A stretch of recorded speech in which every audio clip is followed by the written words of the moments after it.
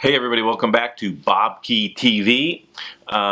Thanks everybody so much for the comments. I'm going to go to the comment section and answer a couple of questions, and please keep the comments and suggestions coming. First off, from Ted Godfrey, which bike shop do you shop at? Well, in Durango, Colorado, a lot of great bike shops, but my favorite is Mountain Bike Specialist. Full service, they got all your road and mountain bike needs there.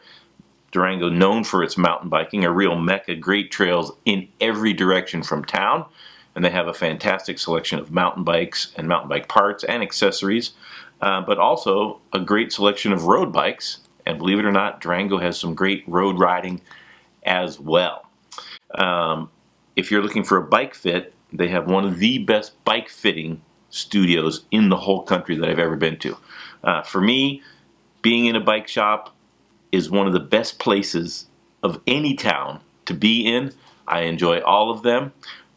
Maybe if I'm traveling, I will update my favorite bike shops out and about in the highways and byways of the world of cycling in the future. But thanks, Ted, for your question. This one coming from Dave Miller. It's a little bit involved, but let me just get right into it. From Dave Miller. Lance compared to Maria. Give me a break. This drug was put on the banned list 3 months ago. She failed and came clean on the spot. More on that in a minute. Lance orchestrated a decade-long enterprise of deceit, not just to win bike races, but to generate millions of dollars for himself and others. Thanks, by the way, to Dave Miller for this question. Pretty contentious subject matter, but why not get into it? First of all, I have to take exception to come clean on the spot. And when we think about Sharapova's admission, coming clean entails and requires that you provide an authentic admission of what the infraction is and how you've run afoul of the rules. And for Maria Sharapova to contend that the drug she's taken was for health reasons for the last 10 years and not explain what those were, and I looked this up. I searched for diabetes cure. This drug has nothing to do with the treatment of diabetes. She said her family has a history of that. Didn't mention whether she had a history of diabetes.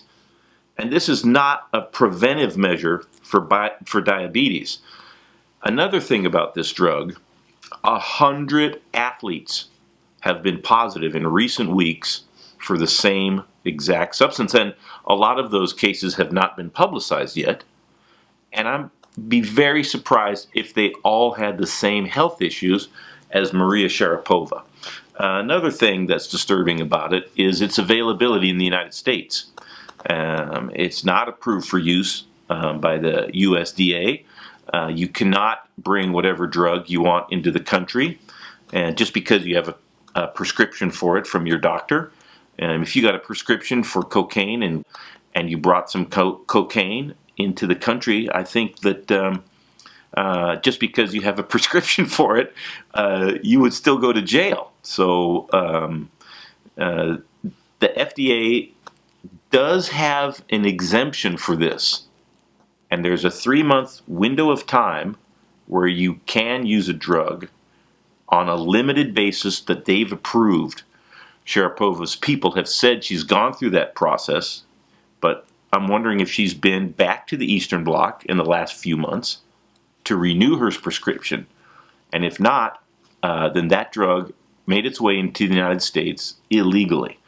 So when Maria Sharapova really wants to come clean, she needs to provide an explanation of those things. And the main difference, though, is Lance never tested positive. And so ask yourself this. If Maria Sharapova had not tested positive, would we be having these discussions? Would she have called that press conference after the Australia Open and admitted to a 10-year use of this drug? That's the main question. And when she answers that, And that's the main difference between her situation and Lance's. And when those admissions are made and those explanations are out in the public, then we can revisit this discussion. But definitely, in my mind, she's not come clean on the spot by any stretch of the imagination. I'm sure this story will continue to play out in the news, and I'll try to stay abreast of it. But thanks everybody for your comments, your suggestions, your subscriptions are essential for me to continue. And if you like these vids, a thumbs up would be great. Thanks a lot. And this cyclist could have been seriously injured or even killed. There's a car coming right behind this driver. If he knocks him over and he falls in the street and gets run over by the car right behind him, that is murder.